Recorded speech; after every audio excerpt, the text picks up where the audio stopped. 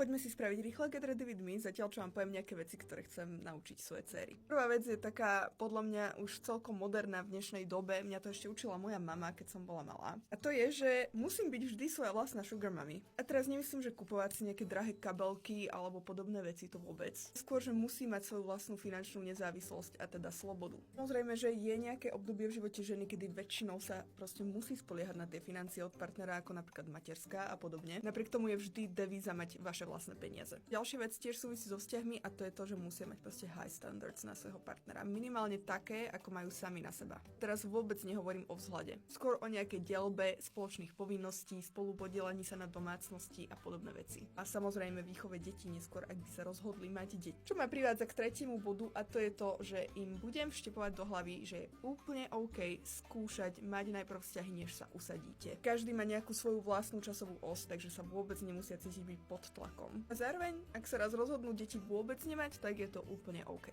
Je to ich život, majú jednu šancu na to si ju prežiť a nežijú ho pre nikoho iného. A už vôbec nie pre mňa. Úplne posledná vec ku vzťahom, ktorú tu mám, je, že zodpovedajú vždy za svoje vlastné šťastie. Samozrejme, tým nehovorím, že má z teba vyrásť nejaké egocentrické hovado. To vôbec nie. Jeden človek nemôže mať zodpovednosť spraviť toho druhého šťastným. Je proste na každom z nás, ako reagujeme na veci a ako sa správame v závislosti od toho, čo sa deje okolo nás. Ďalšia vec, ktorú ich budem učiť, je, že je super chcieť zarobiť veľa peňazí, ale financial gain nikdy nemôže byť vaša jediná motivácia. V podnikaní alebo povolaní si raz hore, raz dole, aj finančne. A toto, keď ťa bude jediné motivovať, tak tú motiváciu veľmi ľahko stratíš. V komentároch mi napíšte, že čo budete učiť alebo čo učíte vaše deti vy doma. A držme si palce, lebo vychovávať deti je dneska podľa mňa sakra ťažké.